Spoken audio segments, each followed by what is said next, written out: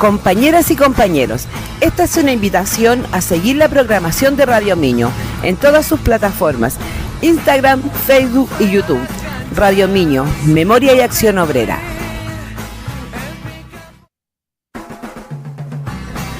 Compañeras y compañeros, esta es una invitación a seguir la programación de Radio Miño en todas sus plataformas, Instagram, Facebook y YouTube.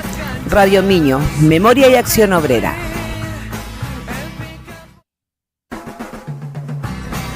Compañeras y compañeros, esta es una invitación a seguir la programación de Radio Miño en todas sus plataformas, Instagram, Facebook y YouTube. Radio Miño, Memoria y Acción Obrera.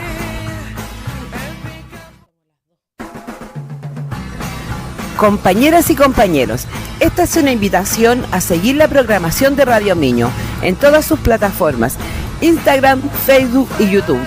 Radio Miño, Memoria y Acción Obrera.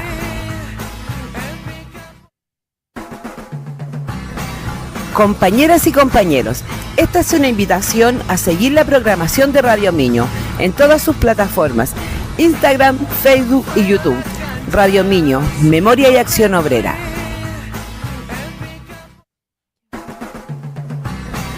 Compañeras y compañeros, esta es una invitación a seguir la programación de Radio Miño en todas sus plataformas, Instagram, Facebook y YouTube. Radio Miño, Memoria y Acción Obrera. Del año 2025, con un nuevo capítulo del programa Únanse al baile de las compañeras y compañeros, esta es una invitación a seguir la programación de Radio Miño en todas sus plataformas, Instagram, Facebook y YouTube. Radio Miño, Memoria y Acción Obrera. Territoriales, a puro aguante y pulso. Estamos hoy día aquí.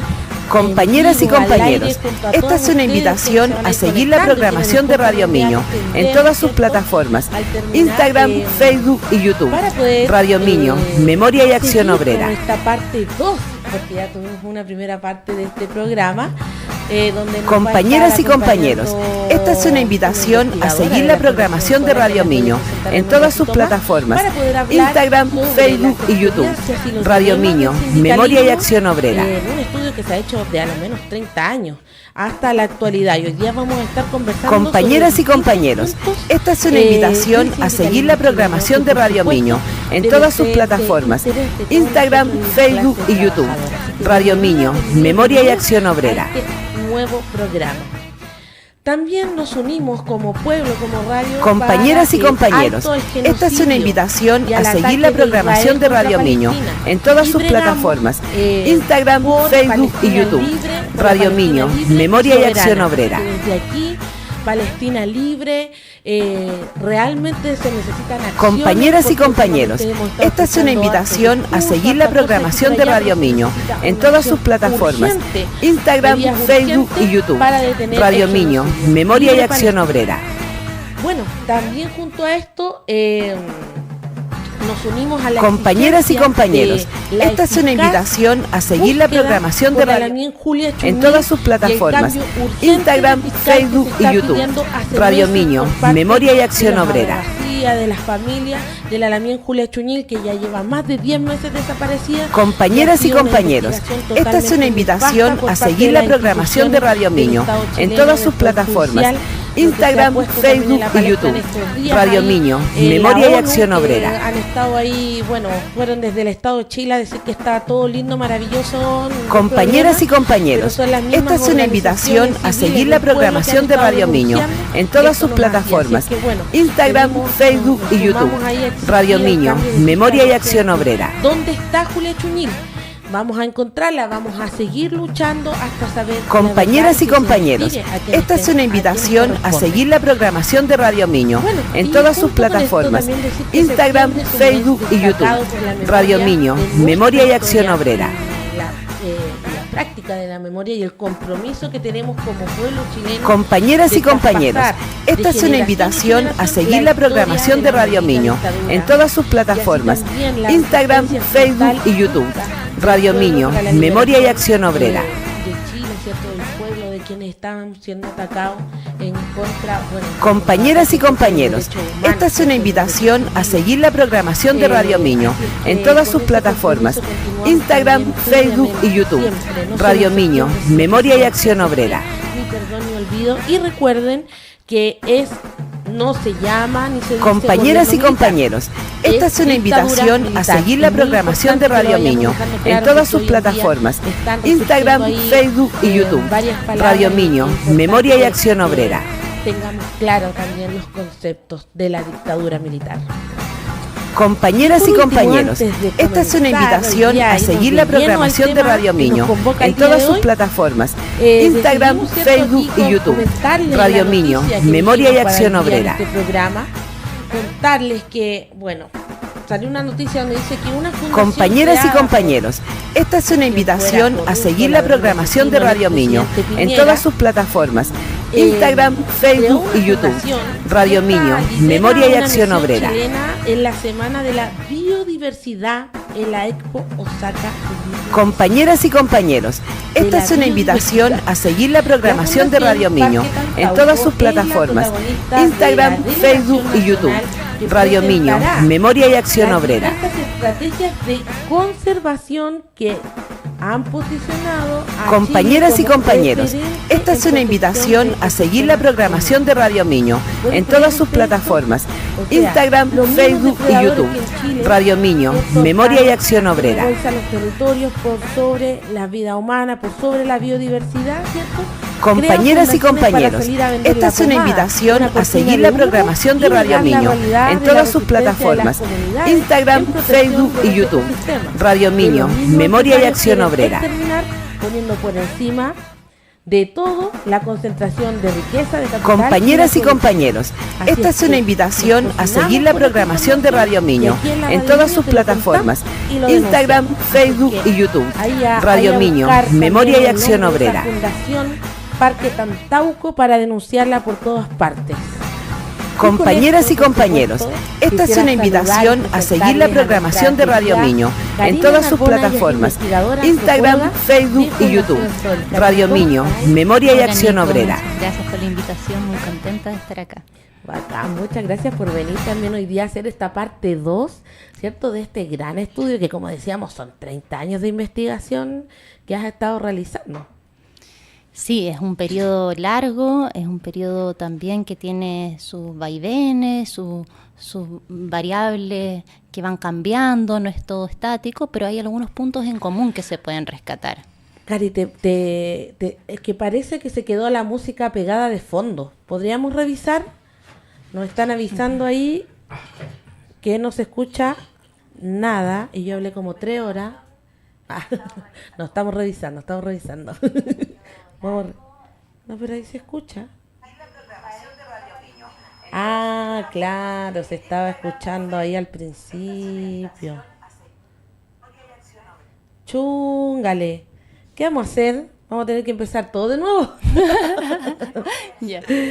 Oigan, ya, pero ahí lo solucionamos, que es lo importante. Gracias ahí al Boris Alarcón, que nos escribió ahí, nos dio la alerta. Arturo también nos escribió, ahora se escucha bien, resuelto, bacán. Bueno, hablé como media hora más o menos, pero resumidamente, para quienes se están conectando, contarles que, bueno, partimos este programa, por supuesto, uniéndonos a la exigencia de la eficacia en la búsqueda de la Lamien Julia Chuñil, quien está desaparecida hace 10 meses, y hace ya varios meses se está exigiendo el cambio de fiscal, cosa que hasta el momento no ha pasado. Así es que es muy importante, por eso es que hoy día lo estamos nombrando.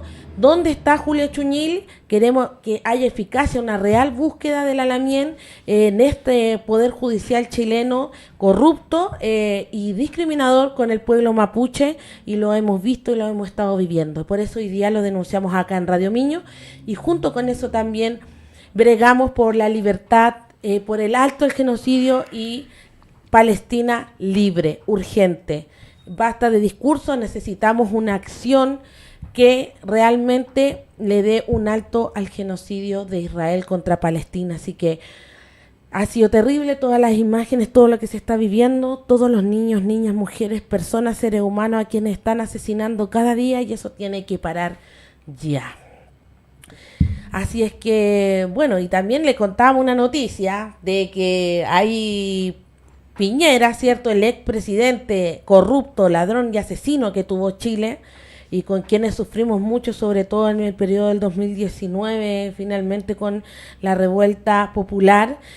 Hoy día se sale a la palestra que creó una fundación, y esta fundación va a liberar una misión chilena en la Semana de la Biodiversidad en una Expo Osaka 2025.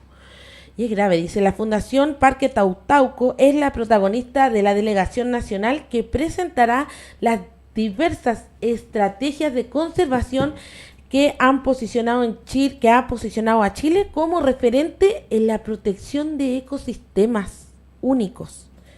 Imagínese usted, ellos hablando sobre la protección de ecosistemas en Chile y poniéndonos como un referente. O sea, los depredadores en Chile crean una fundación para salir a vender la pomada, una cortina de humo, y negar la realidad de la resistencia de las comunidades acá en el territorio en protección del ecosistema. Así es que es grave ahí, para que ustedes puedan buscar las redes sociales de esta fundación Parque Tautauco y entre todos denunciemos esta farsa.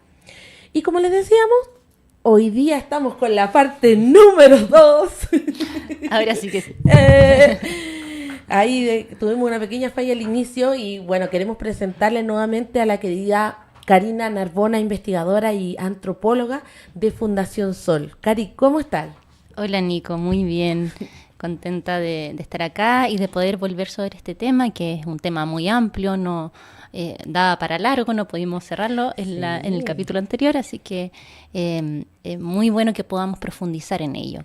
Quizás cuántas partes vamos a tener que hacer, Karina, porque viendo su libro y todo lo que, como comentábamos, esto es una investigación de 30 años, del 90 a la actualidad, del sindicalismo chileno, las expectativas, las experiencias y los dilemas dentro del sindicalismo, ¿cierto? Mirándolo como una figura más macro a nivel nacional, ¿no? Claro, o sea, ahí estuve trabajando con distintos planos, con distintas escalas, tratando de combinar la escala más del sindicalismo de base con lo que ocurre a nivel del movimiento sindical en su relación con el Estado y con el gran empresariado como actor organizado. Entonces, también lo que ocurre a nivel de cúpula sindical. Claro. Son como dos planos que estuve trabajando. Y bueno, es un estudio grande porque es un mundo muy variado. Estamos hablando de formas de hacer sindicatos que son muy distintas, pero que a pesar de lo heterogéneo que es, y a pesar de que ha vivido mudanzas, cambios en este periodo de 30 años, ¿sí? Podemos reconocer algunos problemas en común, algunos puntos en común, algunas demandas recurrentes, deudas pendientes, metas internas que se planteó el sindicalismo y que podríamos interrogar a la luz de la situación, ¿no? La de la situación actual. ¿Cómo van esos objetivos? ¿Cómo se han ido llevando adelante? ¿Qué esfuerzos se han encaminado en esa dirección y qué frutos han ido dando? Esto es más bien es un análisis que combina revisión histórica y también un poco de teoría social, desde la antropología también, algunas dimensiones culturales, y es una interpretación, es una propuesta de interpretación que no está totalmente cerrada. Esto me interesa mucho ponerlo en conversación, como una provocación, ¿no? También para poder ir haciendo un diagnóstico compartido. Entonces, proponer alguna interpretación, entregar algunos insumos para el debate. Ese es el interés del estudio. Excelente. Y bueno, agregando a eso, Cari, se ha visto últimamente acá en Chile que ha ido aumentando la investigación sobre el sindicalismo, cosa que hace algunas décadas atrás no existía, o existía muy, muy poquitito, pero últimamente se ha concentrado harto, ¿cierto? Sobre todo, por ejemplo, la sociología, la antropología, se ha concentrado en la investigación, ¿cierto?, de cómo se va dando el sindicalismo, el comportamiento, la cultura sindical, junto con el cambio siempre en lo institucional, ¿cierto?, que va impactando, por supuesto, también en cómo va funcionando el sindicalismo. Así que eso también ha sido muy bueno porque entrega más herramientas, datos y precisamente nos ayuda para la reflexión. Sí, es muy interesante ver cómo finalmente las ciencias sociales también van respondiendo al entorno. Entonces, si el entorno va cambiando, sí, por ejemplo, como se produjo a partir del año 2006, en especial hacia el 2008, un resurgimiento de cierta conflictividad a nivel sindical. Y empieza a darse una lenta recuperación también de la tasa de sindicalización que venía en declive. También a nivel de lo que ocurre en estos espacios académicos va generándose más interés por ver estos actores que aparecen en la escena pública haciendo demandas, tratando de instalar ciertas reivindicaciones y generando movimiento. Entonces también hay una respuesta a una realidad externa que está involucrada con cómo se ha ido desarrollando el capitalismo chileno, con sus contradicciones, con los bajos salarios, la desigualdad y una serie de circunstancias históricas que se dieron en el siglo XXI, en el partir del siglo XXI, y que llevaron a que el mundo sindical, muy golpeado, con muchos problemas, y hasta el día de hoy, dentro de ese cuadro crítico pudiera generar algunas respuestas que fueron llamando cada vez más la atención. Y eso se ha traducido en una serie de investigaciones, desde la sociología principalmente, pero también desde la historia, que han tratado de abordar este tiempo y hacer un diagnóstico de qué está cambiando, qué permanece, cómo interpretarlo. Buenísimo. Es interesante y súper necesario para la sociedad, sobre todo para la clase trabajadora, estar muy conectados con la información, con los datos que nos ayudan a la reflexión para ir acortando las brechas de desigualdad en nuestro país y, bueno, cuestionando, por supuesto, el sistema capitalista neoliberal en el que nos desenvolvemos lamentablemente hoy en día. Y, Cari, para entrar en materia, nos pusimos algunos puntos para el día de hoy porque la investigación tiene varios puntos. La semana pasada estuvimos hablando incluso de cómo se ha ido desdibujando, ¿cierto? La búsqueda, por ejemplo, de las centrales, de ir en contra, de eliminar, ¿cierto?, el plan laboral, que eso se ha ido desdibujando, dejando, ¿cierto?, o la lucha contra el capitalismo. Pero hoy día, ¿cierto?, dijimos, vamos a comenzar entonces con datos o información que tú obtuviste con esta investigación, por ejemplo, sobre la dispersión sindical y la rivalidad de sindicatos. Cuando hablamos de dispersión sindical, nos referimos a los datos, a los números, ¿cierto?, que nos muestran todo el número de sindicatos que existen, súper chiquititos, hiper fragmentados, ¿no? Por ahí va. Claro, es un ecosistema de miles de sindicatos generalmente pequeños. Esa es la realidad del sindicalismo en Chile, que no es enteramente nueva, porque antes del plan laboral del año 79, antes de la dictadura, había una estructura sindical principalmente de nivel de empresa y por lo tanto fragmentada. Lo que ocurre, la novedad que podríamos decir histórica, que viene a inaugurar la dictadura y con la que se abre todo el periodo de la postdictadura, es que la fragmentación que hay en el sindicalismo, y sobre todo en el sindicalismo de base, es una fragmentación que no solo refleja el hecho de que los sindicatos, al ser más bien de empresa, tienden a reproducir las diferencias que hay en los tamaños de empresa. Hay muchas empresas pequeñas también, muchas empresas medianas y por lo tanto hay muchos sindicatos muy pequeños también.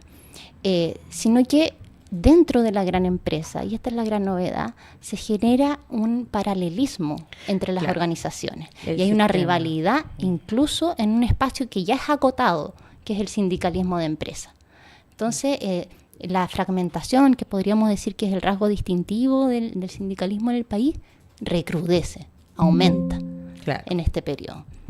Y bueno, y es porque el sistema precisamente lo crean así para que estemos todos separados, divididos, y dentro de una sola empresa existan varios sindicatos y ahí queda realmente la tole-tole. Ahora, para la gente que nos está mirando, también sería importante explicar a qué nos referimos de sindicatos de base o organización de base y cuáles no serían tan de base, ¿no? O sea, porque el sindicalismo tiene toda una estructura. Claro, tenemos las organizaciones de base que las podemos entender como los sindicatos de empresa, bueno, también están los sindicatos interempresa, ¿verdad?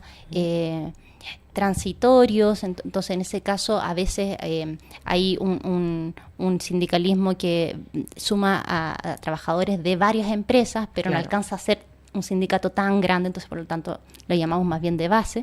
Claro. Y luego hay estructuras que son federaciones, confederaciones que son estructuras intermedias. Claro. Y están las mayores estructuras, la organización superior, que son las multisindicales, que se llaman centrales y otros nombres, pero que son las agrupaciones que buscan reunir a varias ramas de actividad económica. Claro. Bueno, y entonces este sistema se crea precisamente para generar esta dispersión, tener varios sindicatos dentro de una empresa, y eso también va generando distintas problemáticas, ¿no? Claro, aquí conviene hacer un poco de memoria sobre las características que tuvo el plan laboral, que sigue estando a la base de la legislación laboral actual. El plan laboral significó varios cambios, entre ellos cambiar de una estructura relativamente simple de sindicatos que había antes en Chile, que era el sindicato obrero, que era el sindicato industrial, sí. El sindicato industrial era básicamente el único a nivel de empresa. A veces había, y esto fue aumentando con el tiempo, también otra estructura que era un sindicato profesional, sí, donde podían adherir obreros o empleados de un mismo oficio. Y este sindicato profesional también tenía la posibilidad de involucrar a trabajadores de otras empresas. Entonces, a veces, a través del sindicato profesional, por ejemplo, se podía negociar más allá de la empresa. Yeah. Y el sindicato obrero, que era el sindicato industrial, negociaba a nivel de empresa. Luego estaba también, sobre todo hacia los años 60, cuando se consolida la figura del sindicato agrícola. Entonces eran pocas figuras sindicales. Claro. Ahora, con el plan laboral, empiezan a generarse nuevas figuras. Está el sindicato empresa, interempresa, de la construcción. Temporal. Sí, empieza a haber una mayor diversidad de figuras sindicales, pero solamente se permite negociar a nivel de empresa. Esa fue una característica del plan laboral. Si bien antes se privilegiaba el nivel de empresa, ahora con el plan laboral se cierra toda posibilidad dentro de la institucionalidad para poder negociar en niveles más coordinados, más articulados con otros grupos de trabajadoras y trabajadores. Le pone una camisa de fuerza. Exacto. Más aún, si antes ya con el código se crea una camisa de fuerza, ya con el plan laboral es como ya no. Y pueden hablar solamente de los temas de la empresa y no pueden hablar de ninguna cosa más, además, ¿no? Y eso se le llamó, a todo esto le pusieron el nombre de pilares. Entonces, un pilar era la negociación de empresa. Claro. Otro pilar era le llamaron liberalismo organizativo o pluralismo organizacional. Le pusieron varios nombres al hecho de que en un mismo espacio, como es la empresa, pudieran gestarse múltiples organizaciones sindicales. Y no solo eso, sino que también grupos negociadores que compiten con las organizaciones sindicales. Que con el tiempo, menos mal, ahora lo dejaron afuera. En algún momento los grupos negociadores todavía existen, sí. Hoy día, con el código y todo lo que ya no pueden negociar los grupos negociadores, porque eso es facultad solamente de los sindicatos, de las organizaciones sindicales. Sí, es dentro de lo que ocurrió con la reforma del año 2016, que van cambiando algunos elementos, pero el pluralismo y la competencia, que era esencia, era uno de los pilares del plan laboral, sigue muy presente. Este punto generó un incentivo para que haya mayor fragmentación sindical. Y luego tenemos... Y eso, perdón, Cari, en la actualidad, ¿de qué manera impacta esto que tú nos estás contando? Esto que genera el plan laboral, esta fragmentación dentro de una empresa. ¿Qué es lo que está generando actualmente? ¿Cómo ha impactado? Uno de los mayores problemas es que finalmente el hecho de que haya tanta fragmentación disminuye la capacidad de presión y de negociación del mundo sindical. Al final es, digamos, la principal causa, o una de las principales causas más bien, de su debilidad actual. Para ejercer presión tanto a nivel de la empresa como a un nivel más agregado, como podríamos llamar por actividad económica, o incluso en las relaciones con el Estado para poder presionar por ciertos derechos, para poder cambiar cómo está estructurado todo el llamado salario social, claro. lo que ocurre con la salud, la educación, dimensiones esenciales para la vida. Sin duda, y eso también dio pie para que las mismas empresas crearan sindicatos pro empresa, o sea, donde el empresario viene y elige a dedo, bueno, todo el personal, tú y tú, oye, vengan, me van a hacer una negociación, ellos se las voy a firmar, aquí está, ustedes le van a promover esto a la gente, le van a decir que les vamos a dar este par de cositas y listo, no se van a huelga nada, sino que firmamos aquí y ningún problema.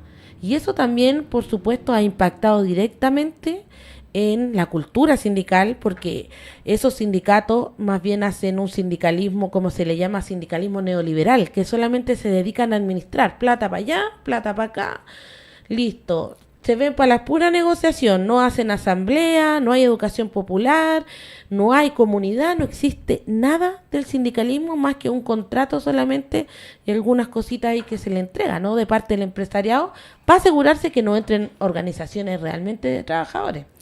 Sí, eso es un gran problema de orientación en cuanto a la vocación transformadora que pueda tener un sindicato, como que va cuestionando finalmente cuál es su relevancia política de transformar las condiciones de trabajo en la empresa o a nivel más amplio. Claro. Y eso tiene que ver con que muchas veces los empresarios promueven a través de distintas vías, más directas o indirectas, la formación de un sindicato que le haga la competencia a otro que se muestra como más conflictivo. Pero muchas veces no es solamente esta mediación o esta intervención de la empresa la que genera este tipo de prácticas. También ahí está el elemento cultural que hablábamos, de cómo con todas las transformaciones económicas que se produjeron en el país, con todas las transformaciones políticas, donde también hay el ideario del cambio social, de inspiración, digamos, marxista, o que miraba hacia el socialismo, se va desdibujando, y en ese ideario la clase trabajadora, sus instrumentos, sus formas de organización, entre ellas el sindicato, se van también perdiendo. Se demonizan, sí. se tachan como algo súper negativo. Claro, ¿no? Y se van borroneando, se van difuminando del mapa mental, del común de las personas. En la práctica. Y antes, si bien el sindicalismo podríamos decir que tenía muchas limitaciones también, al menos tenía este lugar fuerte en el imaginario social.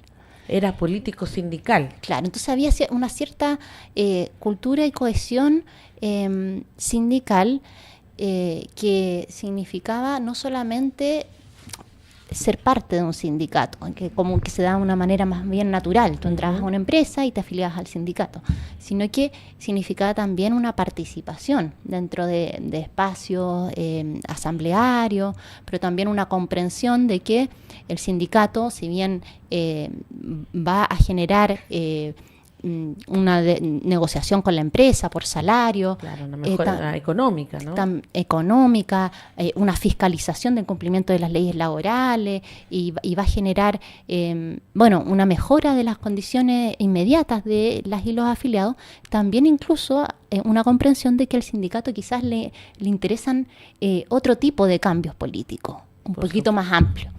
Y lo que se va produciendo es una figura de un sindicato más bien centrado en las condiciones más inmediatas de sus afiliados. Entonces, como esta lógica más bien corporativa, sí, sin involucrarse tanto en lo que pasa con el sindicato de al lado, de la empresa de al lado, y que finalmente atraviesa por problemas muy similares.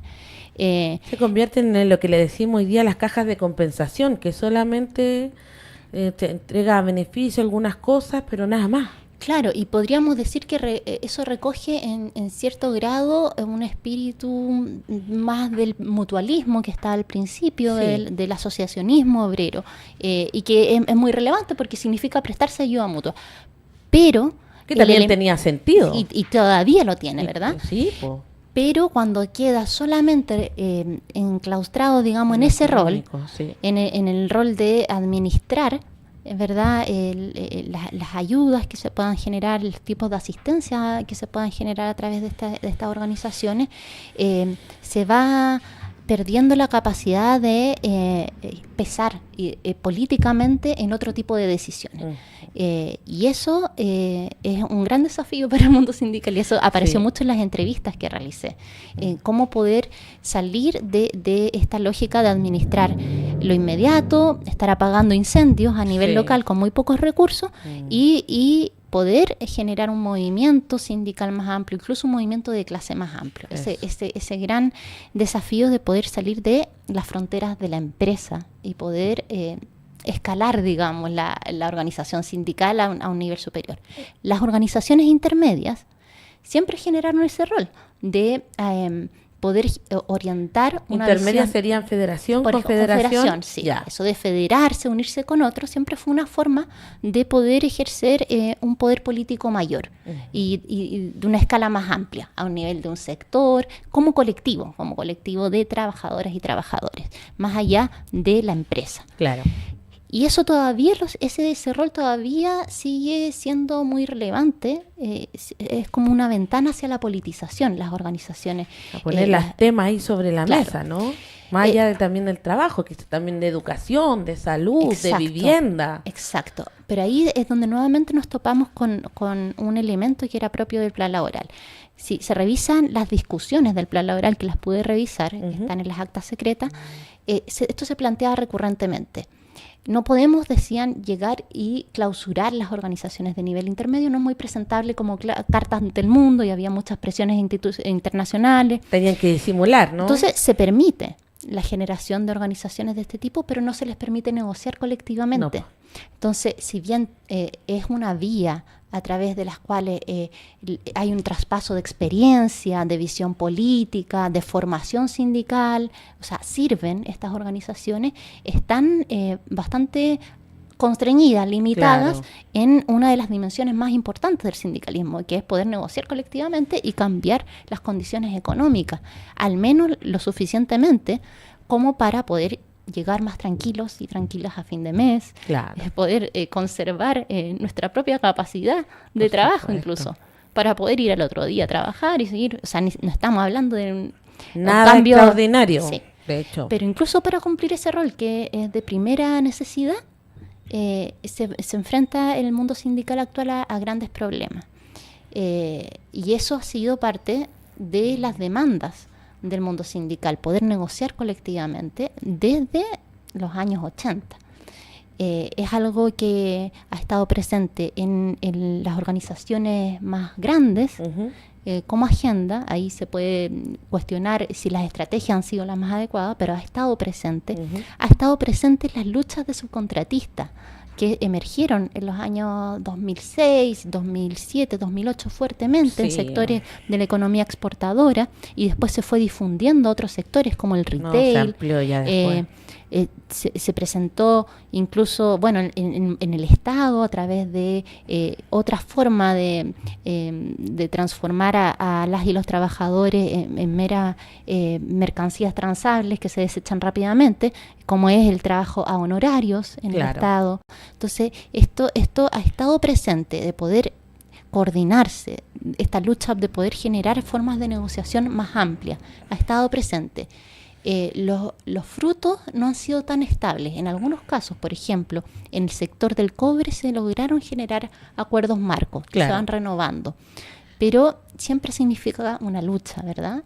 Una lucha constante porque esos acuerdos se respeten, porque no hayan retroceso, porque no tienen un respaldo institucional muy grande. Y hay otros sectores donde hay menos poder de presión que en el cobre. En otros sectores esas ganancias de nivel más amplio están mucho más frágiles o acotadas cuando se logran, porque se logran en muy poquitos casos. Entonces lo que tenemos como gran dilema es que tenemos un sindicalismo que está funcionando en el espacio, digamos, más acotado posible, en el espacio de la empresa principalmente. Que sigue a la lógica, ¿no? Que como que sigue nomás lo que le va diciendo que hay que hacer, ahí como tratando de avanzar dentro de ese marco. Claro, y como está en una posición desmejorada, principalmente tiende a reaccionar Sí, más bien reaccionarios, ante actos hostiles de la empresa, o bien a buscar mejorar los salarios, pero siempre de esta lógica de defender las condiciones cotidianas de vida de las y los trabajadores, pero con muchas dificultades para poder plantearse un proyecto de sociedad o un proyecto de cambio más profundo. Sí.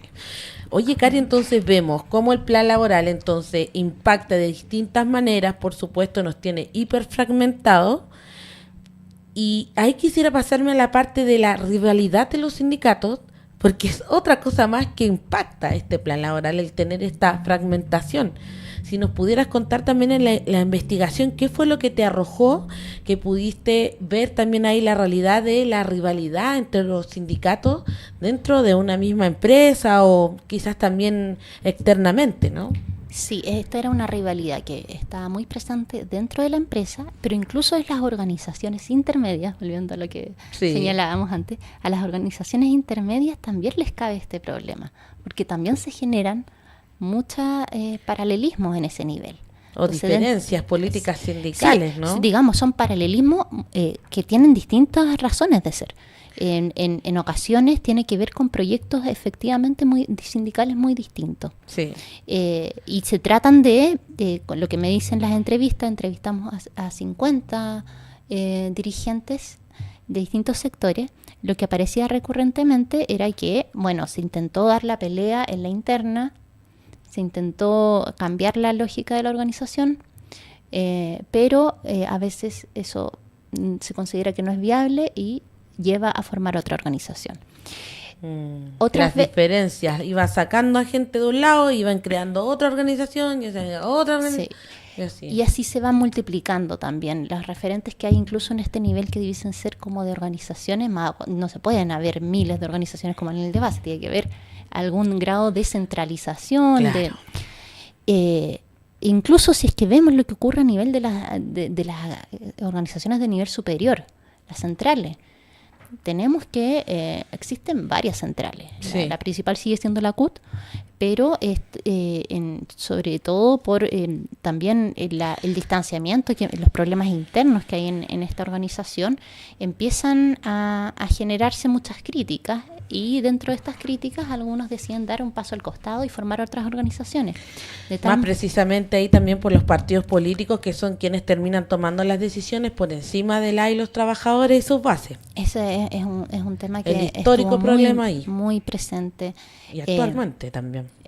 Actualmente, claro, estuvo muy presente, digo, al principio también del periodo con todo lo que es la negociación de los acuerdos marco, ahí es como que explotó. Sí. Esto que es una tensión histórica en el sindicalismo chileno, siempre se ha debatido, bueno, cómo se resguarda la autonomía frente a partidos daño que le ha hecho, ¿no?, al sindicalismo, claro, frente a partidos políticos que tienden a predominar o se critica que tienden a interferir con los márgenes de autonomía de operación o de decisión de los sindicatos. Esto siempre ha estado debatiéndose en el sindicalismo chileno, pero en los 90, al principio del periodo, esto adquiere ribetes mayores. Hay muchas organizaciones que salen decepcionadas de la CUT después de la firma de los acuerdos marco, que fue sin consulta además a las bases. Y luego se empiezan a generar una serie de desgajamientos de distintas organizaciones. El punto es que al día de hoy, incluso en la marcha alternativa del 1 de mayo, se puede ver que no hay solo una marcha, sino que a veces incluso se están dando más concentraciones. Entonces, dentro de la marcha alternativa ya tenemos varias ramificaciones. Claro. Y en algún momento nos vamos a encontrar quizás con una dispersión casi que total. Entonces, eso es algo que está nuevamente siendo discutido a propósito de la discusión de la negociación por rama. Cómo se generan, cómo se establecen puentes, puntos de entendimiento y de comunicación entre organizaciones que se han tendido a dispersar cada vez más. Aparte que también dentro de las organizaciones sindicales, las personas también tienen sus propias ideologías. Por ejemplo, en una marcha de un 1 de mayo, después vemos que, por ejemplo, las y los compañeros anarquistas también hacen una actividad en la tarde. Por acá quizás los compañeros de otra ideología, marxista, socialista, también hacen una actividad luego de la marcha. Entonces ahí también se van dando también esa esa forma también, esa diversidad que hay dentro de las personas, cada vez menos, porque antes había mucho más ideología, las personas en general tenían su propia ideología, hoy día se carece mucho de la ideología, por lo mismo que conversábamos antes, se demonizó bastante en algún momento, luego de la dictadura, estas campañas del terror, luego de que asesinan derechamente a dirigentes y dirigentes sindicales, este miedo, ¿cierto?, se arrastra por muchos años, y ha ido, bueno, con el plan laboral, por supuesto, funcionándoles muy bien, y causa esta rivalidad de sindicatos, incluso dentro de una misma empresa.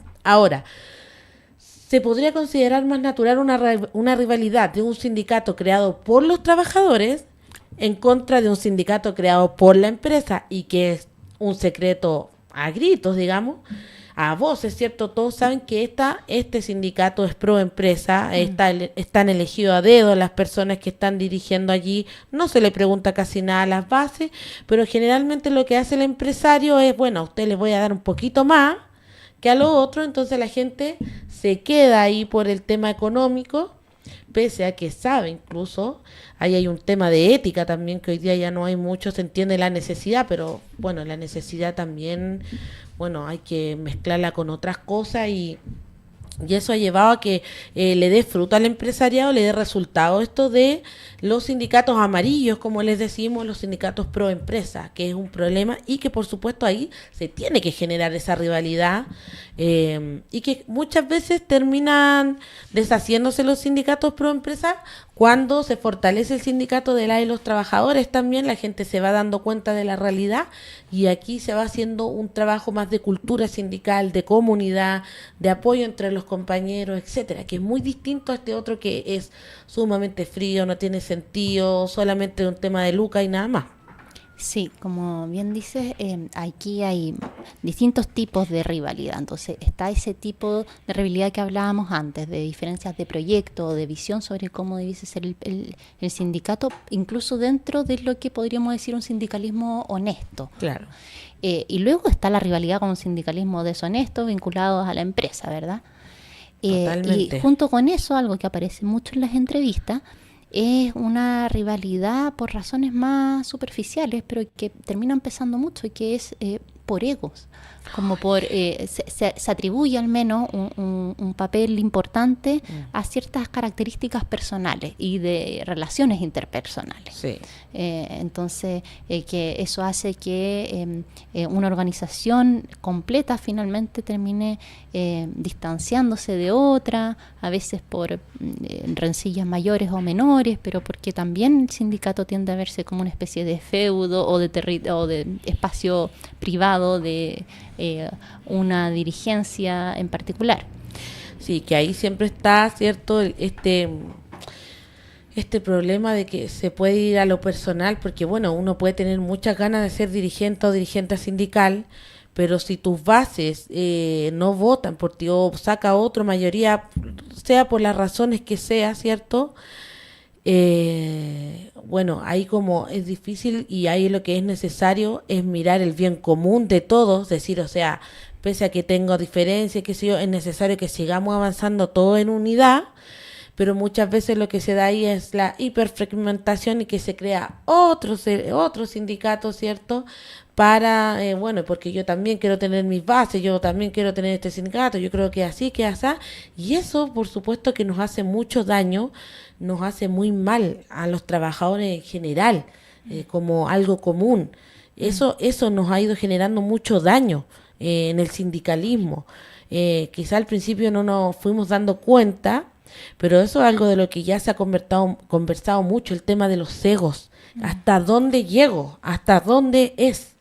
Entonces ahí es y un elemento más dentro del modelo sindical que hay hoy en día, donde los sindicatos tienen pocas herramientas para poder negociar con fuerza, negociar colectivamente con fuerza, existen de todas maneras ciertos resguardos, entre comillas, a la libertad sindical que se han establecido en la legislación y que tienen que ver con el fuero sindical.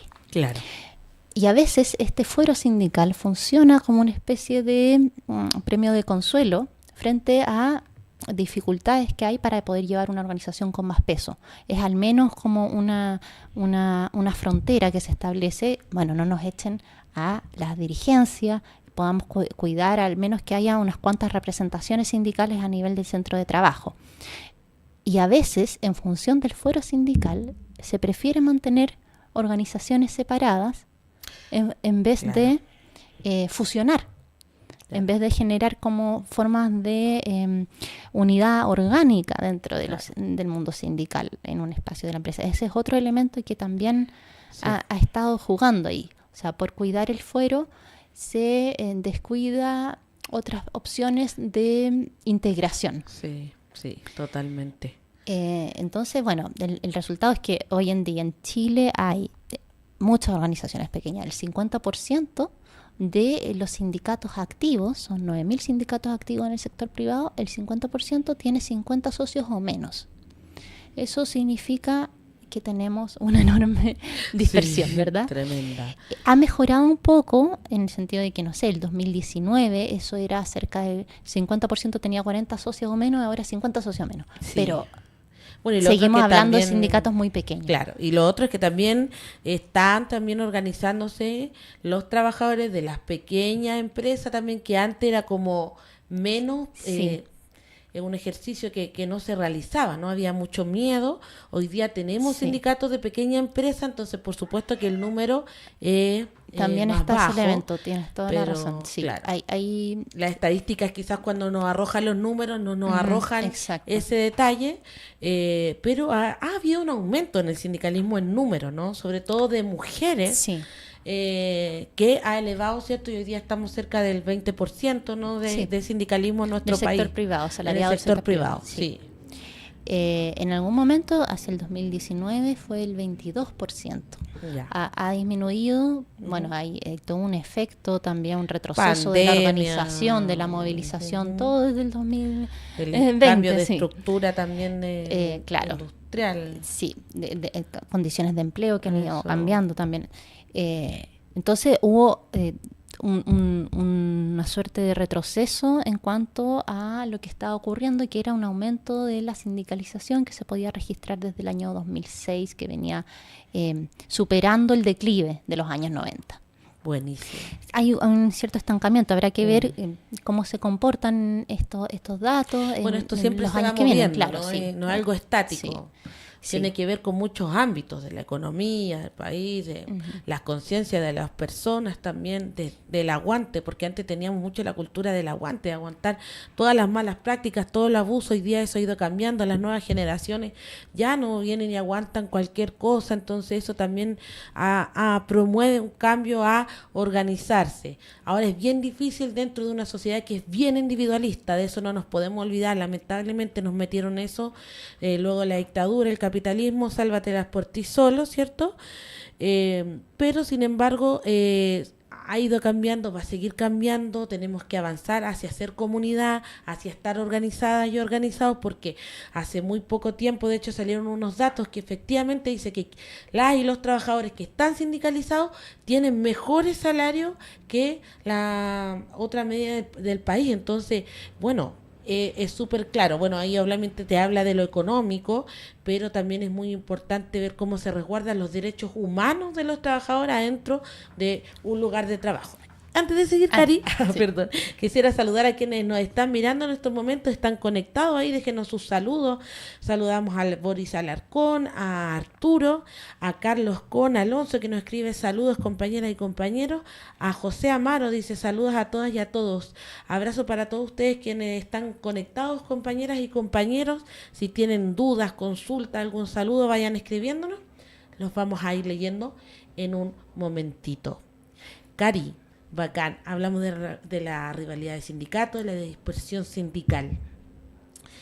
Si viene algo que es súper fundamental y de lo que hemos estado hablando muy poco como sociedad, que es el comportamiento de las bases, que bueno, es un comportamiento que ha ido cambiando. Hoy día tenemos un nuevo sujeto, cierto, a nivel de sociedad, como decíamos, bien individualista, y muchos de nuestra gente no conoce la cultura sindical, realmente no sabe no conoce cuál es el fin de un sindicato, más que solamente se queda en lo económico. Entonces casi que llegan en una parada como, allá, a ver, ¿qué me va a ofrecer este sindicato?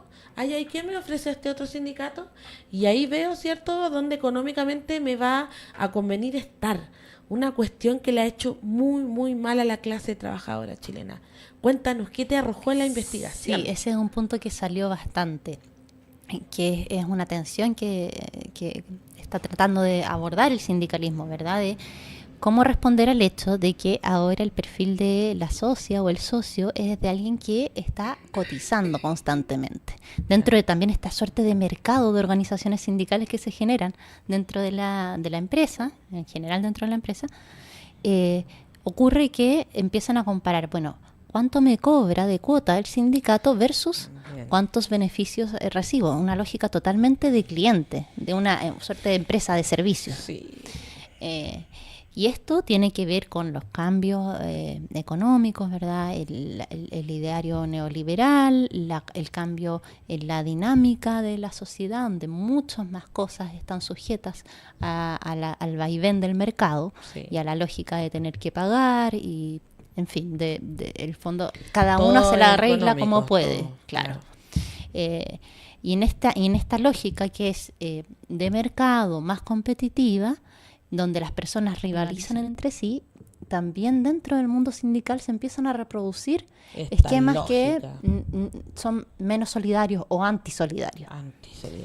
Y esto es un problema cultural que ha sido debatido muchas veces. Y que el empresario lo aplaude, pues le encanta, porque a ellos les conviene, por supuesto, que la gente tenga ese tipo de lógica y no tenga ningún arraigo ni identidad con su organización sindical. O sea, yo voy a pertenecer aquí porque esta organización sindical me representa. Yo veo que mis compañeros van y velan por cada uno de los compañeros, por la organización sindical, que se forman, que van a hablar poniendo temas más allá de lo que nos pasa también aquí en la empresa, etcétera. Un montón de cosas que se podría decir, ¿no? Ahí está el problema también de que incluso cuando se tratan de poner ciertos temas más políticos en la asamblea, la gente se asusta, pues dice, ¿por qué estamos hablando de esto? Claro, más político, como se le llama normalmente, a temas que exceden la condición de trabajo más concreta dentro de la empresa. Claro.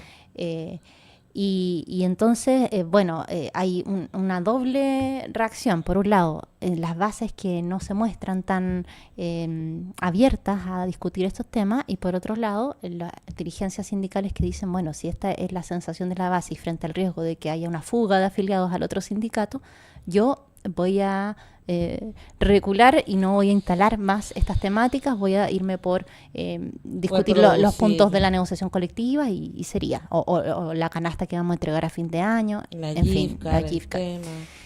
Entonces, ¿cómo se sale de este entuerto? Hay distintas estrategias, hay varios que empujan de todas maneras, frente a este escenario adverso, una agenda de formación política sindical. Que no es fácil, no. Y que requiere como una suerte de trabajo lento y acumulativo, sí, instalando temáticas de a poco. Pero que hay que hacer sin duda urgentemente. Claro, y está toda esa línea de formación político-sindical. Y luego hay otros que apuestan con todas las dificultades, por la movilización, porque plantean que en la misma experiencia de huelga o de movilización en otras circunstancias hay un sentido de pertenencia. Sí, hay un sentido hay una como imagen de grupo que se va reforzando por un lado, y por otro también hay una suerte de clarificación en los hechos de en qué posición está la empresa, quiénes somos nosotros y cuáles son nuestras diferencias, por ejemplo, con la gerencia o con otras organizaciones. Ahí que se nota mucho más. Claro, el problema de este aprendizaje por la vía de la experiencia de lucha, que es muy importante, es que esa experiencia de lucha, como también me decían varias personas en las entrevistas, puede resultar muy negativa también. Muy negativo, si va mal la huelga, si no da buenos resultados. Sí, y que puede pasar. Pues. Tiene que ver eso también con, no es que todo se deba a la institucionalidad restrictiva, pero dialoga mucho con un elemento dentro de los pilares del plan laboral. Uh-huh. Hablamos del pilar de la negociación de empresa, el pilar del paralelismo, ¿sí? Y estaba también el pilar de lo que se llamó la huelga, que no paraliza. Entonces, se plantearon una serie de situaciones, por ejemplo, el reemplazo de trabajadores en huelga, que hoy en día, claro, no se le llamará así directamente, pero existen servicios mínimos, en fin, otras modalidades, o prescindir de la empresa subcontratada que tiene trabajadores en huelga, cambiar el contrato por otra. Y estas distintas formas que hay de evitar la paralización real repercute finalmente en la moral del sindicato o en la disposición a tomar acciones que puedan ser más acometedoras, más combativas. O no, porque también he visto, por ejemplo, experiencias de sindicatos que lamentablemente no han tenido un buen resultado en la huelga porque la empresa realmente dice, es que yo tengo la plata, yo puedo pagarla, pero no quiero. Ahí tú ves la lucha de clases. Sí. No quiero y no lo voy a hacer y no les voy a entregar un peso. Y toda esa gente hizo comunidad, se esforzó, hizo una tremenda huelga, lo dio todo, participó activamente. Y saben que el resultado no tuvo que ver con ellos. Y eso incluso les fortalece y dice, bueno, nos vamos a seguir preparando de mejor manera para la siguiente que venga. Bueno, vamos a buscar otra estrategia, etcétera. También se da eso es muy buen punto. En menos número, pero también se da y es importante esa experiencia, vivirla. También se da, de hecho, en las luchas contra el subcontrato, se puede rescatar mucho de eso que tú estás mencionando. Después de combates que se dieron, que requirieron una unidad muy fuerte de la base sindical, de ponerse en contacto, de coordinarse. Muchas veces no se obtenían los resultados inmediatos que se estaban buscando, pero aún así permaneció una conciencia. Eso. Y hoy en día, de hecho, a propósito de los estudios sobre sindicalismo, sobre huelga, hay algunos que plantean que la experiencia de huelga, incluso en su versión más frustrada, ha generado una suerte de politización por abajo, ¿no? En el sentido de la politización de necesariamente tocar como los grandes temas de escala nacional o de pensar en politización. O de incidir aún en la política pública, pero a en nivel, el pensamiento. A nivel de centro de trabajo, del lugar de tu acción. Lugar de inmediato de acción, en esos espacios se va generando una visión de intereses contrapuestos, de una realidad que no es porque sí, no es al azar, no es aleatoria, sino que tiene que ver con relaciones de poder. Entonces, efectivamente, nunca las lecturas pueden ser tan absolutas ni lineales, porque incluso estando con muchos elementos en contra, y de ahí las contradicciones del capitalismo, ¿verdad? Teniendo todo en contra, bueno, resurgen las luchas. Que se fortalece más la gente. Es que, Cari, en una huelga, lo hemos visto, o sea, gente que trabajaba al lado de la otra o al frente, no se habían hablado nunca. Y cuando se sale a la huelga, tenemos que trabajar todos unidos. Y las personas se empiezan a conocer, empiezan a crear vínculos de apoyo, de fraternidad, decir, oye, sí, trabajamos juntos, ahí trabajamos en equipo. Y eso se queda. Esa experiencia se vive y se queda con las personas. Sin duda eso es una ganancia. Bueno, te dirían, bueno, una ganancia bien moral, pero una ganancia igual importante que después puede repercutir en mejores estrategias más adelante, ¿cierto? Que puedan dar buenos resultados. Por otro lado, Cari, tenemos una pregunta acá de Mauricio. Dice, ¿la alza de sindicalización está ligada a la huelga? Es decir, si existen más sindicatos, ¿hay más huelgas? Están bastante correlacionadas, no hay como una manera de probarlo causalmente así tan directa, pero se ha visto que el aumento de las huelgas que hubo en Chile desde el año 2006 se ha dado en paralelo a un aumento de la tasa de sindicalización. Y en general, si bien hay otras maneras, hay otras formas de huelga, bueno, en general las huelgas las llevan adelante los sindicatos. Entonces, hay una relación muy íntima entre la huelga y la sindicalización. Hay algunos que plantean que, de hecho, en las huelgas, y eso se puede ver en los datos, aumentaron la actividad huelguística, aumentó más que la tasa de sindicalización e impulsó ese aumento de la tasa de sindicalización. hay algunas correlaciones en algunos sectores de actividad donde dicen esto efectivamente fue un nexo en esa dirección. Aumentó la huelga, aumentó la conciencia colectiva, la conciencia de grupo, la conciencia de clase, y aumentó la disposición a afiliarse al sindicato, más allá de las personas que participaron directamente de esas huelgas, sino que por el efecto que eso generó en los imaginarios también de otras personas. Sí. Pero no es la única relación que se puede establecer. La tasa de sindicalización, si se ve entre quienes más aumentó más entre las mujeres. Bueno, muchas mujeres han ido a huelga también, sí.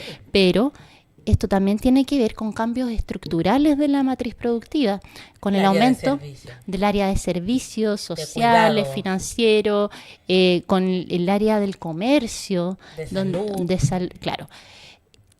Servicios públicos, servicios privados, servicios sociales, financieros, comercio, áreas donde, alimentación, sí. Áreas donde ha habido una mayor participación de fuerza de trabajadora femenina. Trabajadoras, sí. Claro.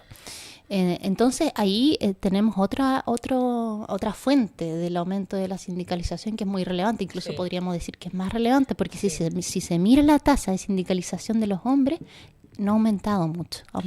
Sí.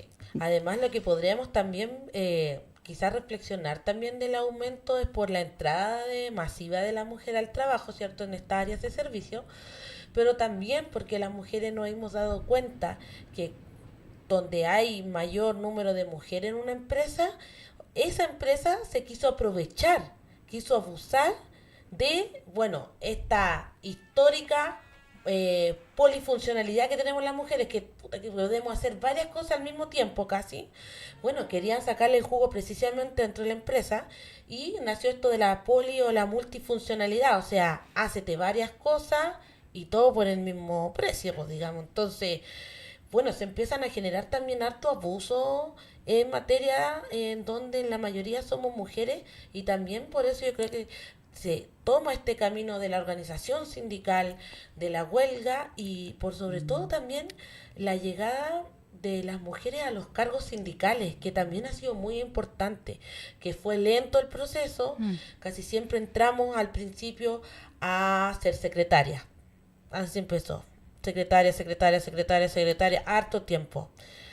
Y ya después con el feminismo, con más herramientas, con educación, con formación, digamos, de la sociedad, no solo de las mujeres, porque nuestros compañeros también así lo han ido entendiendo, hoy día también se ocupan cargos diversos, ya no solo hay como de secretaría. Entonces también eso ha sido importante, Cari. Eso es muy relevante.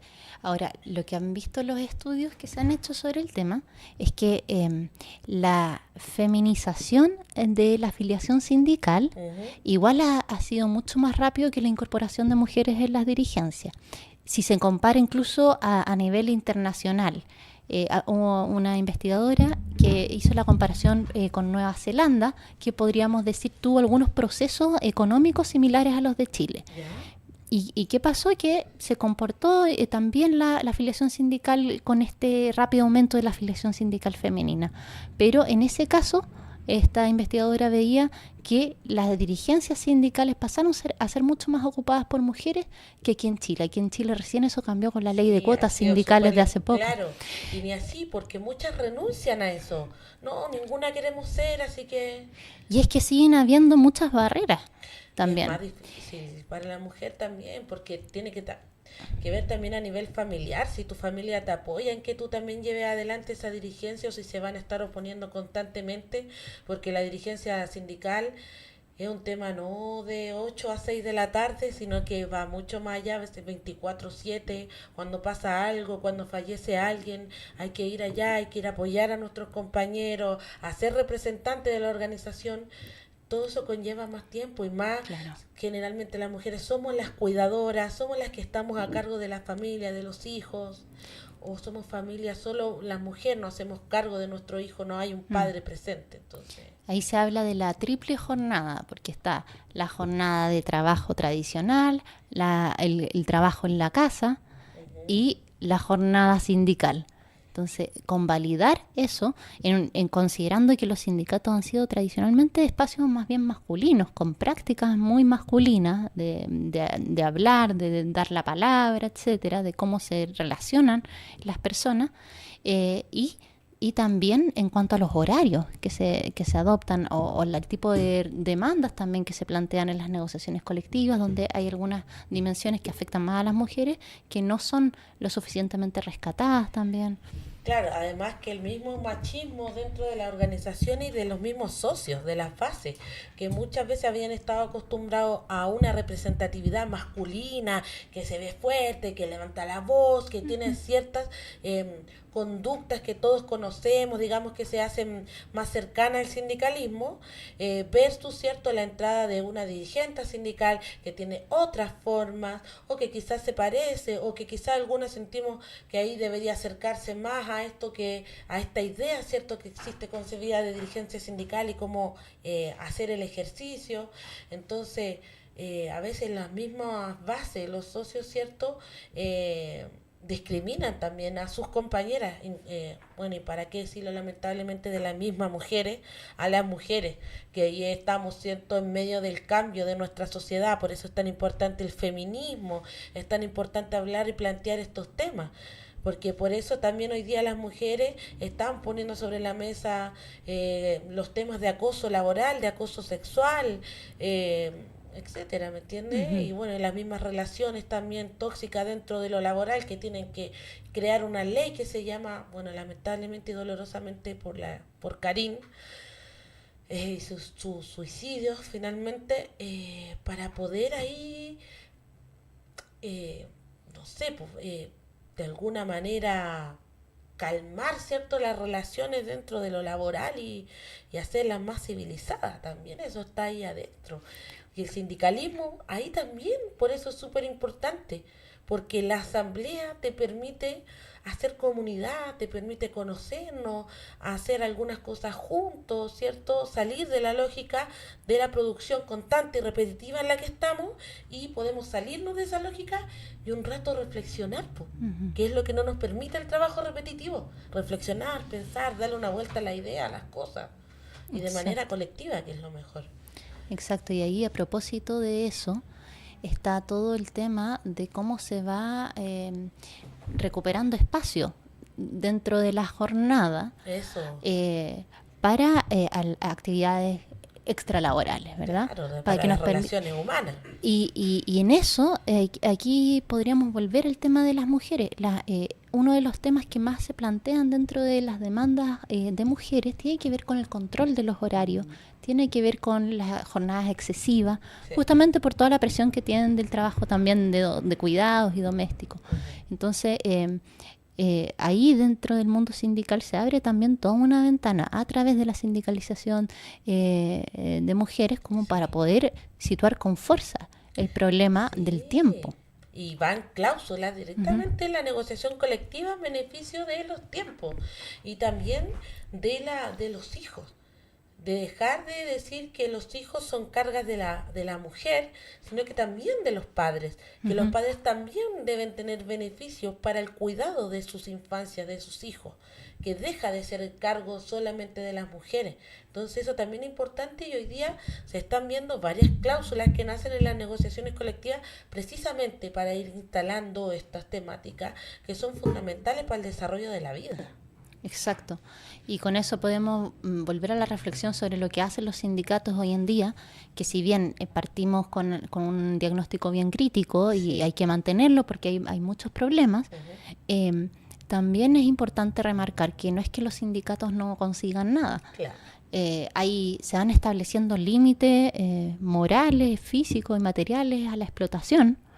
En los espacios, por ejemplo, en el retail, esto se ha estudiado también, donde han calado las organizaciones sindicales cada vez más, se ha logrado mejorar el trato también a las y los trabajadores. Antes muchas veces era garabato limpio, con arbitrariedad total, y bueno, se logran establecer límites, se logran mejorar las condiciones, incluso de seguridad también, además de lo que se puede considerar como, entre comillas, el premio salarial, que tiene que ver con cómo a través de la negociación colectiva se consigue aumentar los salarios Y a veces no sustantivamente, a veces se consigue simplemente aumentarlo a tono con la inflación. Pero eso es muy importante porque hoy en día no están obligados los empresarios a pagar acorde al aumento de la inflación. Sí. Entonces, los sindicatos están siendo la vía a través de la cual los trabajadores al menos pueden mantener su capacidad adquisitiva. Eso, no tienen ni aumento ni por IPC, ni pago por alimentación, ni de traslado muchas veces, casi nada. Entonces, claro, si lo ponemos en perspectiva respecto a las grandes situaciones, a los grandes problemas por los que atraviesa la clase trabajadora, por supuesto que falta mucho, pero hay una forma de unir fuerza frente al poder arbitrario de los empresarios. Hay una forma de ejercer cierto contrapeso que se está practicando por la vía sindical y que está instalando culturas de solidaridad o buscando instalar culturas de solidaridad en contextos donde todo empuja a que lo que prime sea la guerra de todas contra todos, ¿verdad? Donde todo indica que la única forma de salvarse es individualmente. El sindicato lo que muestra es que en realidad eso no es así. No, es colectivo. Es en colectivo. Justo, si no, claro. Sí, y eso muestra la vigencia del sindicalismo también. Sí, que en algún momento instalaban con las 40 horas y todo. No, cada trabajador tiene que hablar con su empleador para ahí, ¿cierto? Incidir, ¿cierto? En cómo se va a implementar, a dónde, eso nunca ha existido. De manera individual eso no existe en realidad. En esta idea de que hay simetría de poder, de que hay voluntades que convergen en un contrato en igualdad de condiciones, cuando sabemos que en una relación asalariada hay una simetría que es propia, sí, y hay un conflicto inherente a la relación de trabajo dentro de la empresa. Sin organización, una persona, un trabajadora o trabajador difícilmente va a poder tomar algún acuerdo con el empleador o la empleadora. Y bueno, más sobre todo que nos permea, nos golpea el subcontrato, que es una manera de tercerización y de precarización de manera extrema a la clase trabajadora en Chile. Hoy día tenemos estas pequeñas empresas subcontratistas que finalmente trabajan en conjunto con la mandante se lava las manos, se ahorra dinero, problema, qué sé yo, le dice, bueno, y hoy día está hasta la actividad principal tercerizada, subcontratada. Y eso está siendo muy grave. Y claro, nos tiene fragmentado entre y los trabajadores, digamos, de la casa o que están, ¿cierto?, contratados por la mandante versus y los trabajadores que ejercen el mismo trabajo con menos salario, con una empresa subcontratista y que muchas veces quiere intentar mejorar sus condiciones, pero como ya sabemos, si ellos al levantar su sindicato muchas veces esta empresa mandante se lava las manos, saca a esta subcontrato y entra otra. Entonces, por supuesto que esta jugada rancia y asquerosa que ingresan acá en Chile con el subcontrato está hecha para enriquecer más al empresariado, generar más ganancias y más encima con sueldos paupérrimos a la clase trabajadora, con un salario que todavía está por debajo de la línea de la pobreza, el salario mínimo. Y la subcontratación fue junto con el término del plan laboral, principalmente con esta idea de que la negociación solo se puede realizar a nivel de empresa. La subcontratación fue una agenda del mundo sindical que lleva décadas, sí, y que todavía está vigente, es que es como tremenda. Uno de sus mayores problemas, porque hablábamos de las razones, ¿verdad?, de esta fragmentación, nos referíamos a algunas que tienen que ver con los sindicatos dentro de una empresa, pero también está esta otra dimensión, sí, de cuando opera en la práctica, al menos en los papeles, otra empresa dentro de la relación de trabajo, claro, ¿verdad? Y finalmente no se pueden generar espacios de unidad porque estos trabajadores y trabajadoras, aunque realicen incluso la misma función y parte de la actividad principal en un centro de trabajo que otros, están contratados por una figura jurídica diferente. Claro, por otro root, por otra figura. A veces a través de la estrategia multiroot, a veces empresas que son realmente que están desligadas de la matriz de la empresa principal, pero que en la práctica generan esta división. Sí. Y esa división también incluso llega a generar rivalidad entre la misma clase trabajadora. Sí. Porque dicen, bueno, yo soy de la casa, tú soy subcontratista. O generando diferencia, por ejemplo, el BU. Ya el BU, no, nos vamos sentados los de la casa nomás, pues ¿por qué se van a subir los del subcontrato? Como diciendo que son algo aparte, algo distinto, no son mis compañeros, no son igual que nosotros. Entonces entramos en esa pésimas prácticas y que por supuesto al empresariado le conviene y quiere seguir multiplicando y fortaleciendo, pero que el desafío del sindicalismo es ir contrarrestando, eliminando. En algún momento, no sé, hemos conversado de regularlo, pero si regularlo no sabemos si es una vía o definitivamente ir por la vía de eliminar la subcontratación, porque es pura precarización, es puro aprovechamiento. Claro, es una forma de abaratar, ¿verdad?, los costos de la mano de obra, por un lado, pero además de dividirla subjetivamente, porque eso que tú dices es muy relevante, apareció mucho en las entrevistas y si se miraban los diarios de la época también, sobre todo en los conflictos del subcontrato que estallaron por el 2006, una de las cosas que más se planteaba era esto de sentirse de segunda categoría, de ser tratados como una segunda clase, una subclase, claro. Sí. Y finalmente ser mirados en menos no solo por el patrón o la jefatura intermedia, no la jefatura superior, sino que por los propios compañeros de trabajo. Sí. Y por otra parte, cuando se entrevistaban a esas personas de planta y su visión frente a los subcontratistas, lo que planteaban era esta sensación de tener a alguien prácticamente ahí respirándoles atrás, prestos a ocupar su puesto de trabajo si es que se enferman, si es que se van a huelga. Entonces hay como una hostilidad, digamos, una rivalidad que tiene dimensiones subjetivas, pero que también tiene que ver con este temor a perder lo poco que se tiene. Exactamente. Y es como decíamos, un desafío que está muy aquí urgente, que sin duda es algo que tiene que tomar la clase trabajadora, pero a la clase trabajadora hoy día nos sigue faltando dientes, digamos.